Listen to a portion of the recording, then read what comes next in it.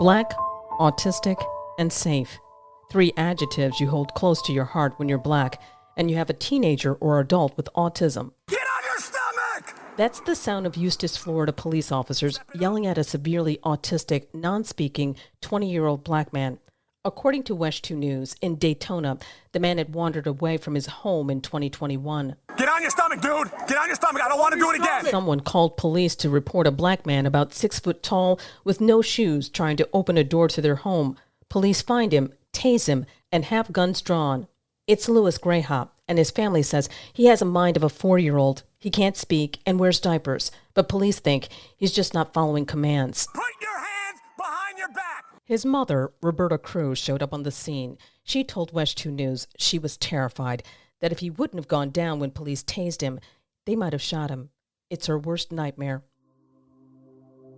Medical Express reported in 2019 an estimated 1 in 5 teens with autism will be stopped and questioned by police before they turn 21. When people go, police training, yeah, they do need to be trained, but it's not a 2-hour lunch and learn. That's Color of Autism founder Camille Proctor. She says often people with autism stopped by police aren't as fortunate as Louis Graham. She shared how in 2012, 15-year-old Stefan Watts, diagnosed with Asperger's, was having a meltdown at his home in a suburb of Chicago, Illinois. So the family plan, which they worked out with the hospital and the police, was that if Stefan got to a point where they couldn't handle him, they would call the police and the police would take him to the hospital.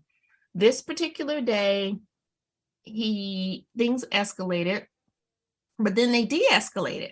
So when the cop came to the house, the dad said, it's okay, it's fine, it's fine, it's fine. Well, the cop pushed the dad, who was very weak, out of the way, and they ran in the house. Stefan got scared and he ran to the basement. So when he ran to the basement, all the parents heard was pow, pow, pow, pow, pow, and he was dead. The cop said that Stefan pulled a knife on him, but it was in fact a butter knife. And so, in my opinion, he was murdered in his own home. She questions why other means couldn't have been used to de-escalate the situation.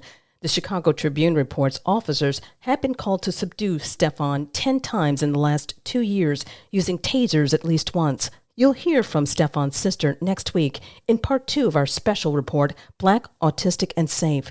Renee is hoping to change the system to make it safer for teens and adults on the autism spectrum. And if you'd like to hear an extended version of this story, listen to the Black, Autistic, and Safe Extended Part 1 this Sunday on The Black Perspective at 9 a.m. and 9 p.m. Eastern. I'm Esther Dillard on the Black Information Network.